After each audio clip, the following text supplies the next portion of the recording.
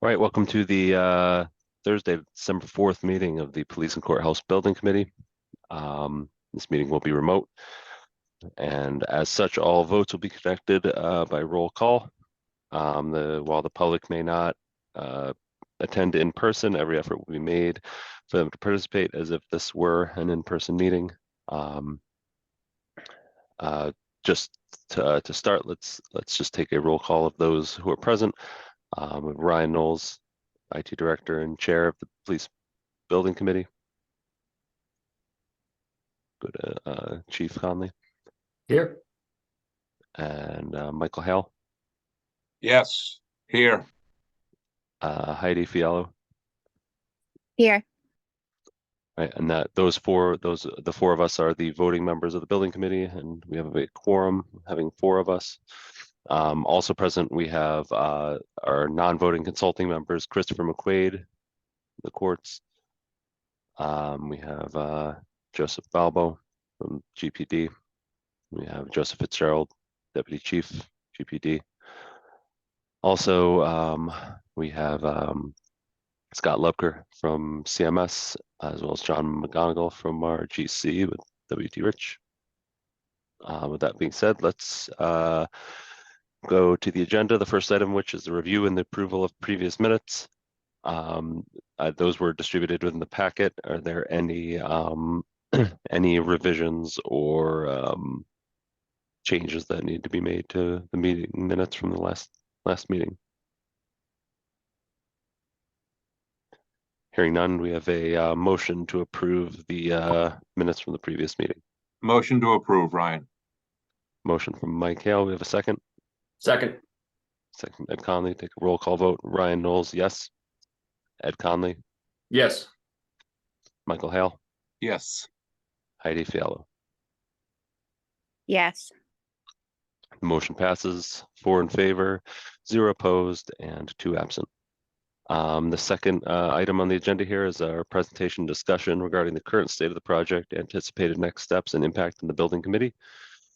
We'll have representatives. I don't think that Chip is here from Doran Whittier today, but so we can move on to WT Rich, and then we'll let John McGonigal take the floor and present the current state of the project from GC side.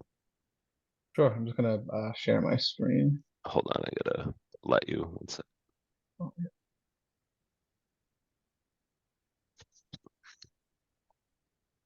All right, you should be able to now. Awesome.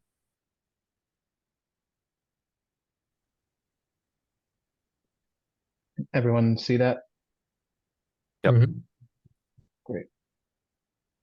Okay, yeah, so product update. So, over the past, 4, call it 5 weeks, a lot has been done inside the building and outside.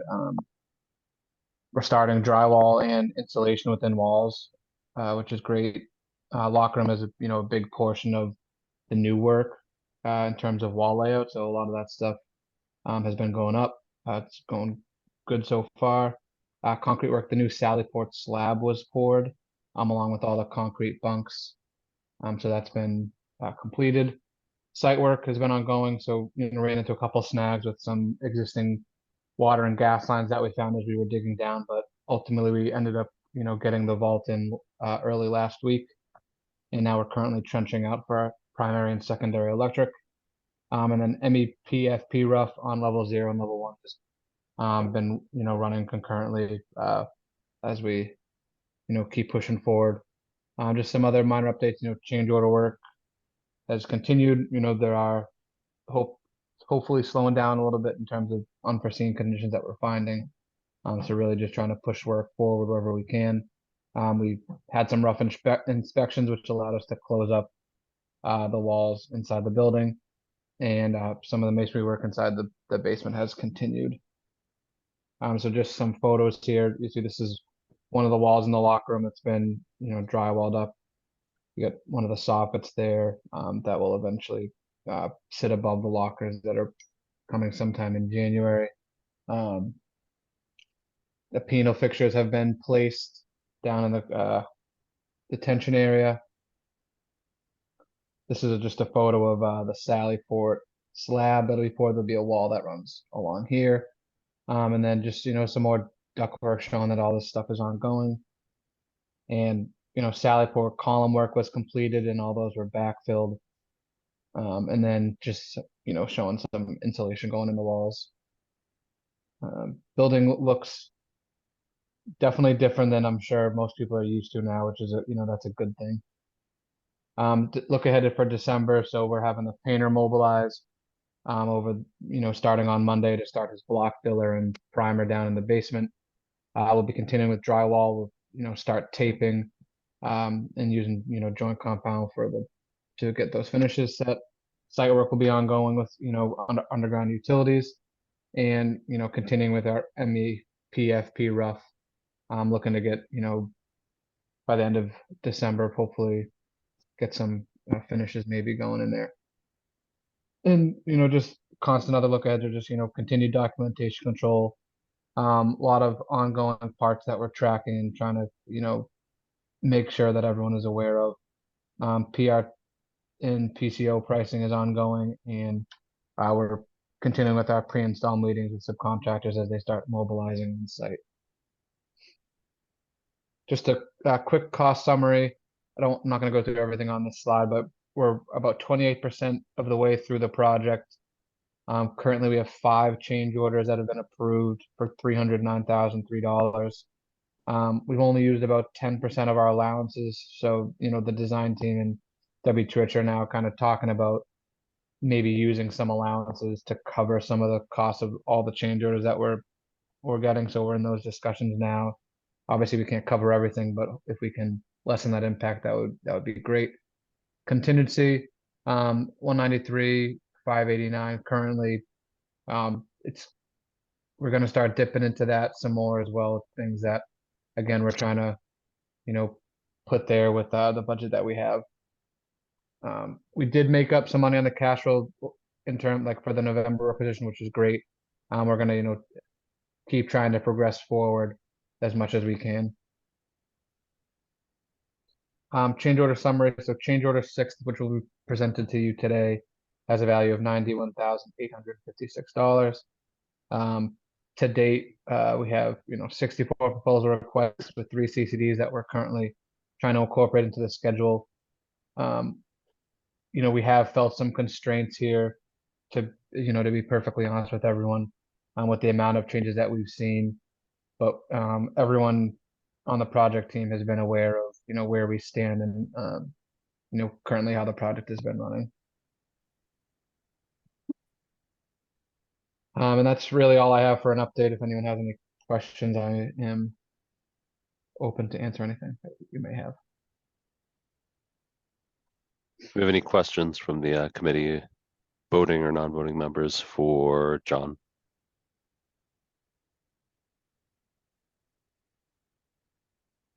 Right. Seeing none, let's move on to Scott on the CMS side. Scott, you can, if you want to give an update maybe on the overall, John gave us some of the project budget pieces there in the end, but if you want to kind of outline where we stand, a little more detail, and then if you want, we can roll that right into the 2 next items on the agenda, which are the presentation of the change orders as well as the new payment recommendation letter. Well, as John said, we're just, I think our main focus right now is just working through the RFIs that have been coming out for unforeseen conditions, working through those, getting them rolled into proposal requests and reviewing the potential change orders as they come through from WT Rich. And looking at different cost allocation, as John mentioned, we have allowances and, our own contingency and in the last month, we've allocated costs and throughout each of those categories. So, as John also mentioned, we have change order number 6 that got sent out. We could, we'll bring that up in a minute and just go through those PCOs that are included in that. We have in the budget update that I had sent out, we're showing 28% expended to date, including change order number 5 that we rolled in with a $88,000 93 contingency draw to from the owner's contingency to pick up the cost of that change order. Let me roll into the payment recommendation letter if you'd like. Hold on one sec. Share screen. Let's see here. What is this meeting? All right, close. So this month we had two invoices, one from Dorn Whittier, number 160 for 29,663.23, and application number 7 from WT Rich for $1,224,328 even, for a total for the month of $1,253,991.23. We reviewed that and recommend approval. You have any questions for Scott on this month's payment recommendation letter?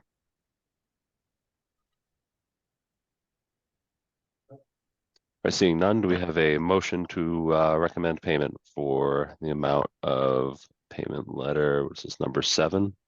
Motion moved. to,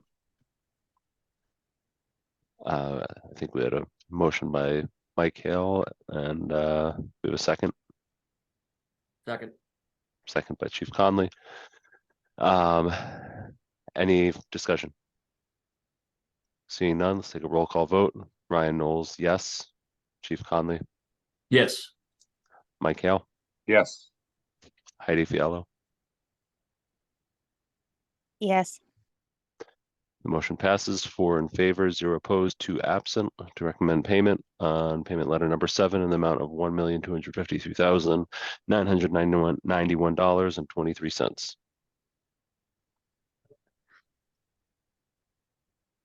Great. All right, do we want to move on to the change order, Scott? Yep.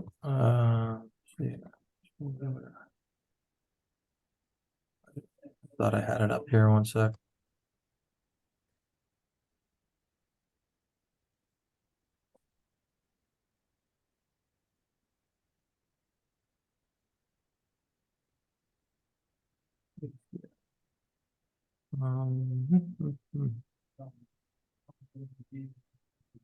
Hold on one sec. Sorry, I'm just trying to find where I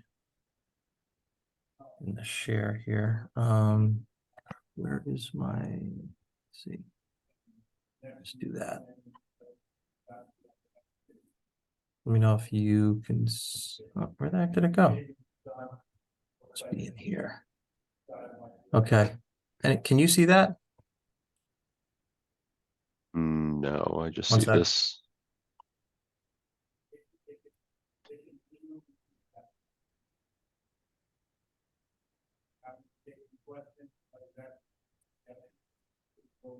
There it is. All right, so this is change order number 6 with PCO 47R1 for future parking lot pull boxes and conduit that we reviewed with the chief. This is for just being able to have provisions for future upgrades to the parking lot lights. This is just the underground conduit and the pull box. So this was $12,207. PCO 52R1 was revisions to the east entry vestibule for $13,610. PCO 53R2 main entry vestibule revisions for $36,570. PCO 58 was upgrading the epoxy on the basement level to have it be all uniform for $24,502.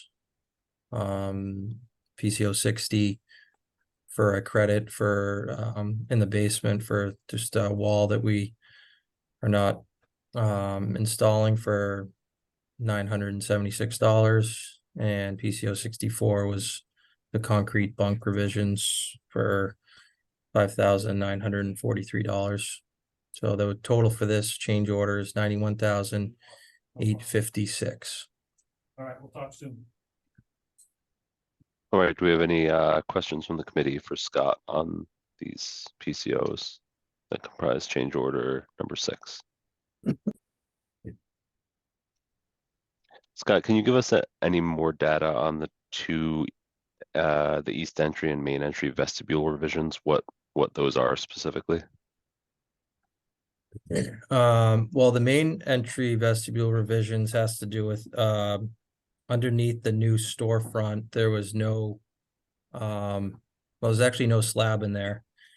And it was assumed that there was a slab underneath the existing pavers, and also there's no wall underneath the curtain wall. So this is adding a footing, a stem wall, and a new slab within that vestibule, as well as some work above the new storefront to create kind of a some structural support above it to hold that storefront in place. The east entry vestibule revisions. John, can you help me just refresh my memory on this one? Sure. Yeah, Also so looks there's like Chip is so- here. He just raised Oh. his hand, so he may also Yep. be able to give us so some there context. on the east entry there was brick there originally, called to be demoed, but there was nothing to support any of the new, like any of the existing brick that would remain. So we had to add a structural clip, and then Right. we're infilling that back in with gypsum instead of brick. Yeah, so it required like a lintel and the gypsum board, as John said. And can maybe Chip can give us some context here. Why I guess what so you were saying, Scott, this was there was assumed that there was support there as part of the design. What can you say? Can we have any more info on why it was assumed that there was support when there, I guess, Well, wasn't? I mean, Seconded. it's more the main entry vestibule one is kind of easier to assume that you would have a wall out there, and underneath that storefront, it's basically they just in storefront that's there creating that airlock is just installed at the outside of the building on the brick pavers that are outside. So we really can't install the new storefront on top of that. On the other one, yeah, there was, I think it was Chip, correct me if I'm wrong here, but that's more of sort of not as necessarily an unforeseen, was it more of an unforeseen condition or something that just wasn't totally clear and we just had to reinforce that? So Chip can't speak right now, Ryan. I don't think he's a panelist. Hold on one sec. So I think you just gotta yeah. chance it on your end. Yeah, let me bring him in.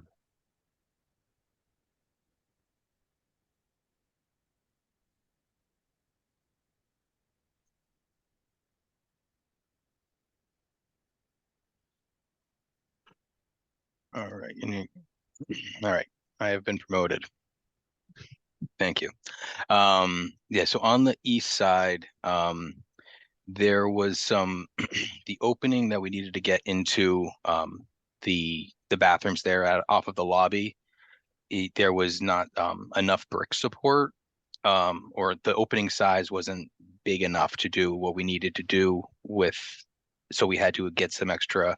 So we would have had to either support all of that brick and bring in some steel and engineer that.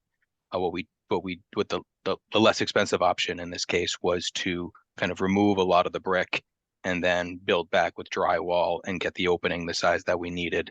So that was really the driver there on the east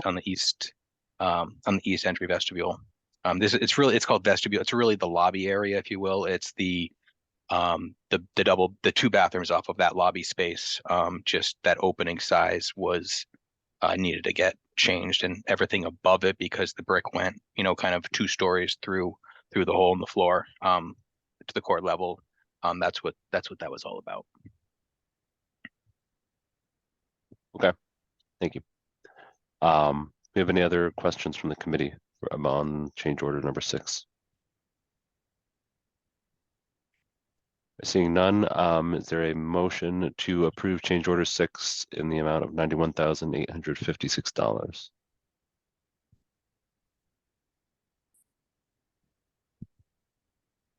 Motion to approve. Motion by Mike Hale. Do we have a second? Second. Second, Chief Conley. Any discussion? A roll call vote. Ryan Knowles, yes. Chief Conley, Yes. Mike Hale, Yes.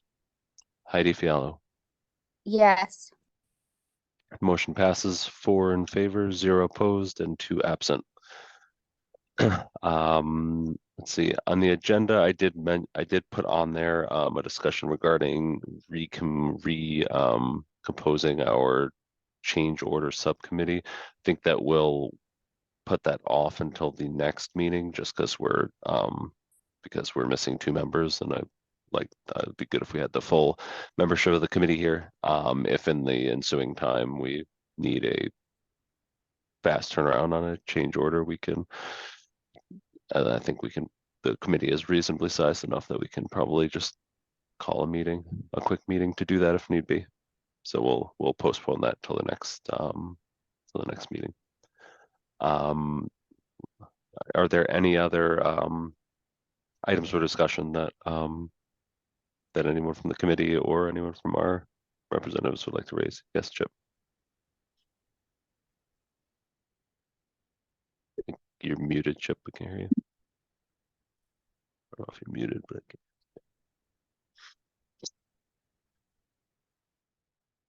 Can you hear me now?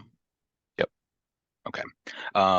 It hasn't come up much, but we do have one here where it's a change. It's not a big money change, but there's a change this is for acoustical fabric that goes on the acoustical panels in the courtroom. And it's something that we had in the project. We didn't. There is a product that is a better product. We had 2 products listed. They're not. It's not that they're not equals, but one is clearly better, and one is about $2,000 better. It would be our recommendation to move forward with that change if the city wanted to, but it's a $2,000 change for basically the fabric in those acoustical wall panels it'll basically be it'll show less age, if you will, dirt, dust, grime over time. It's more of a cleanable surface. We know what you had last time was more of a shag carpet look. Not paying $2,000 to upgrade the fabric does not get you shag carpet back on the walls, but it would get you a nicer result than the fabric that's currently being provided by the vendor. So just because it's just kind of trying to find out where that decision making is going to fall for the courtroom in this case, because it's on the court floor. So just want to kind of get the rules of the road as far as working that through. okay. Is there a kind of time frame that we have to make that decision by? John, I think would say we probably have a little time on that because it is the courtroom, but I don't want to speak for John, even though I kind of just did. Thanks, Chip. You're welcome.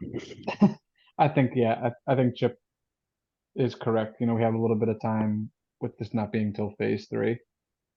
All right, let's do what we'll do is, why don't we in the ensuing time, maybe Chief and I will talk a little bit, and we can track back a little bit with the administration as well, just to see where, like you said, where that kind of decision falls. I think that because technically the court is renting it, probably ultimately falls with the decision that the city would make. Yep.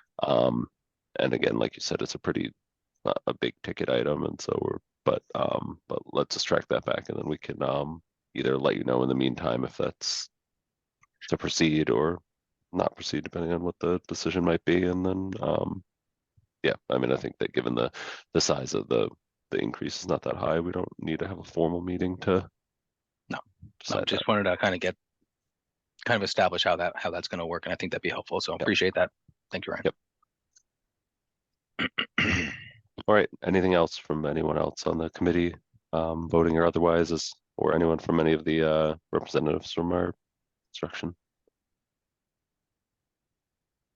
All right, seeing none, do we have a motion to adjourn? So moved. A motion by Chief Conley, and do we have a second? Second. A second by Heidi Fiallo. Roll call vote, Ryan Knowles, yes. Chief Conley, Yes. Mike Hale, Yes. Heidi Fiallo. Yes. Motion to adjourn passes 4 in favor, 0 opposed, and 2 absent. Thank you all. Thanks, Ryan. We will see you in a month. Thanks, guys. Thanks, Hey, guys. everyone. Happy holidays. Happy holidays. Yep. Bye. To Mike.